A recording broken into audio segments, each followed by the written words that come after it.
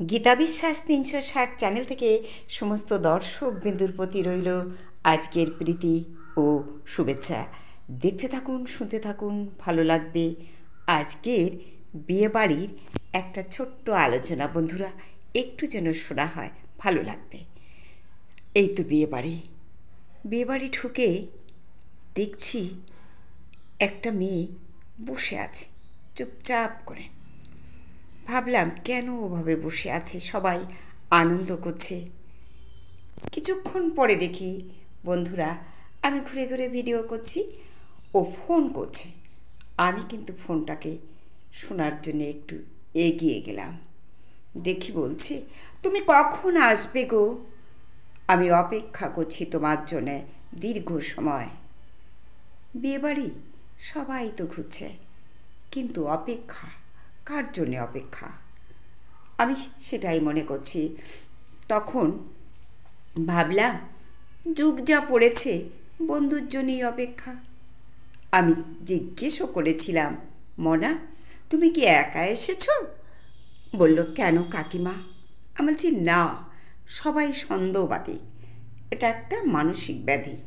বলতে পারতো, হ্যাঁ কাকিমা, একা এসছি, সন্দেহ, ভয়, ভীতি, যদি কেউ জেনে যায়।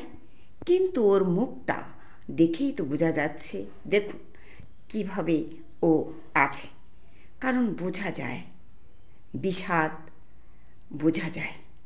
কিছুক্ষণ পরে ও যখন আর একটু এগিয়ে এসেছিল, তখন শোনা যাচ্ছে বলছে, আমার আর ভালো লাগছে না। তুমি একটা মানুষকে বসিয়ে রেখে কোথায় কি করছো? আমি কি একটু জানতে পারি? রাত এখন কটা বাজে? তুমি অন্য কারোর সাথে?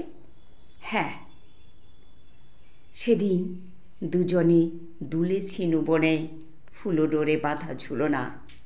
বন্ধুরা, দুজনে ফুলো ডোরে বাঁধা ঝুলনায় চলে গেছে, মানে অন্য একটা মেয়েকে নিয়ে এসে অন্য একটা বিয়ে বাড়িতে।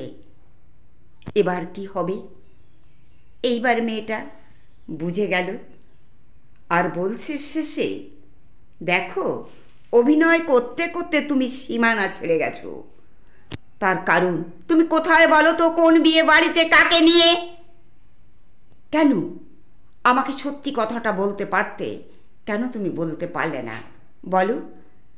কাপুরুষ বলে ধিক্কার দিচ্ছে। ছি! এইবার কিছুক্ষণ পরে দেখি মেয়েটা কাঁদছে। আমাকে তুমি ঠকালে বিন্দু, আমাকে তুমি ঠকালে বিন্দু। তুমি জানো না আমি তোমাকে কতটা ভালোবাসি। সেই ভালোবাসার মূল্য তুমি দিতে পারলে না বিন্দু।